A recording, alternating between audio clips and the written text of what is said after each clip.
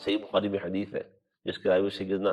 ابو ہریرہ رضی اللہ تعالی عنہ ہے، وہ کہتے ہیں نبی علیہ الصلوۃ والسلام نماز پڑھانا شروع کرتے تو کچھ دیر خاموش رہتے تھے قرات سے پہلے۔ میں نے عرض کی کہ اللہ کے رسول، میرے ماں باپ آپ پر فدا ہوں، اس خاموشی میں آپ کیا پڑھتے ہیں؟ آپ نے وہ دعا پڑھ کر بتائی، اللہم باعد بینی وبین خطایای کما باعدت بین المشرق والمغرب، اللہم نقنی من الخطایا کما ینقی الثوب الابیض من الدنس۔ اے اللہ مجھے گناہوں سے یوں پاک، صاف اور شفاف کر دے، اور میرے کردار کی چادر یوں اجڑی ہوئی اور چمکدار بنا دے جیسے سفید کپڑا دھو دھو کے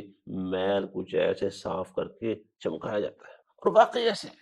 آپ صلی اللہ علیہ وسلم کی سیرت طیبہ کی چادر بالکل بے داغ ہے۔ آج 15ویں صدی جا رہی ہے، نبی علیہ السلام کو دنیا سے تشریف لے جائے ہوئے 1500 سال ہونے کو ہے، لیکن حقیقت یہی ہے قیامت تک بھی آپ صلی اللہ علیہ وسلم کی زندگی مبارک کا جو اجلا پن ہے، جو شفافیت ہے، اور پھر اس میں جو روشنی ہے، اور ایسی روشنی اللہ رب العزت نے قرآن مجید میں جو نقشہ کھینچا ہے اور جو قرآن میں بیان کیا ہے، غالباً سیدنا عبداللہ بن عباس رضی اللہ تعالی عنہما کے مطابق وہی آپ کی صفات تورات و انجیل میں بھی بیان ہوئی ہیں۔ یا ایہا النبی انا ارسلناک شاہدا ومبشرا ونذیرا وداعیا الی اللہ باذنہ وسراجا منیرا۔ آپ سراج منیر ہیں، ایسا سورج ہے جو روشنی پھیلانے والا ہے۔ آپ کی سیرت طیبہ کی روشنی میں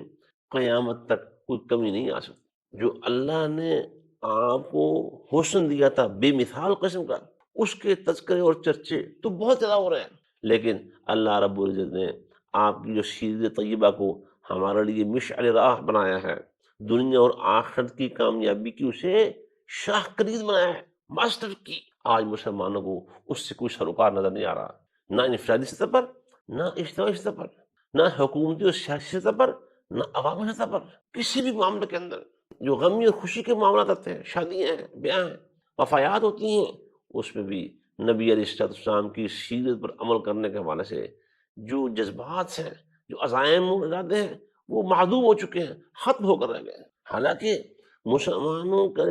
جو سب سے بڑا ایک سرمایہ حیات تھا، جو سب سے قیمتی اثاثہ تھا، ایک سب سے زیادہ قیمتی متاع تھی، وہ پیارے پیغمبر صلی اللہ علیہ وآلہ وسلم کی سیرت طیبہ تھی۔ لیکن آج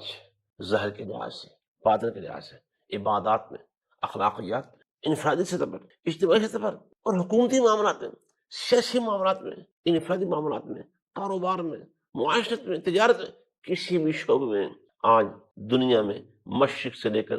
مغرب تک نظر دوڑانے امت اس سب سے قیمتی اثاثے اور سب سے قیمتی متاع سے آج امت منہ موڑے ہوئے ہے۔ اور یہی وجہ ہے مولانا ابو الکلام آزاد رحمۃ اللہ علیہ نے بڑا خوبصورت بات کہی، اور میں انہی کی بات پر اپنی بات کا اختتام کروں گا۔ وہ کہتے ہیں ہم امت مسلمہ بڑے ہی خوش قسمت لوگ ہیں، ہماری خوش قسمتی کے کیا کہنے، ہماری خوش قسمتی کو چار چاند لگے ہوئے ہیں۔ اللہ نے ہمارے لیے اپنے اس رسول کا انتخاب کیا جو رسول رسولہ ہیں، جو خاتم النبیین ہیں، جو سب نبیوں اور رسولوں کے امام ہیں، صلی اللہ علیہ وآلہ وسلم۔ اللہ نے ان کو ہمارے لیے چنا، یہ ہماری سب سے زیادہ خوش قسمتی ہے۔ اور اس کے ساتھ ہی بیک وقت دوسرے پہلو سے ہم سب سے بد نصیب لوگ ہیں۔ کس طرح اور کیسے کہ ہم اتنی بڑی ہستی کے امتی ہونے کے باوجود ان کی سیرت سے منہ اوڑے ہوئے ہیں۔ یعنی بیک وقت ہم خوش نصیب بھی ہیں کہ سب سے عظیم نبی ہمارے لیے اللہ نے چنا، اور اسی لمحے ہم بد نصیب ہیں، ہم اس عظیم نبی کی سیرت طیبہ سے، تعلیمات سے بیگانہ ہو کر زندگی گزار رہے ہیں۔ اور یہی وجہ ہے اس وقت حضرات یاد رکھیے، ناظرین اس بات کو سمجھیے کہ دنیا میں جتنی بھی رسوائیاں اس وقت ہمیں نظر آ رہی ہیں، امت کی سب سے زیادہ امت مسلمہ اس دنیا میں، اس زمین پر رسوا ہے، اس کی وجہ یہ ہے کہ محمد رسول اللہ صلی اللہ علیہ وسلم سے، آپ کی سیرت سے، آپ کی تعلیمات سے، آپ کے پیغام رسالت سے ہم منہ موڑے ہوئے ہیں، اس سے ہم نے اپنا رشتہ ناتا کاٹ لیا ہے۔ اللہ ہم پر رحم فرمائے، ہمیں سیرت طیبہ کو سمجھنے، سیرت طیبہ پر عمل کرنے، ہمیں اپنی زندگی کو روشن بنانے کی توفیق عطا فرمائے۔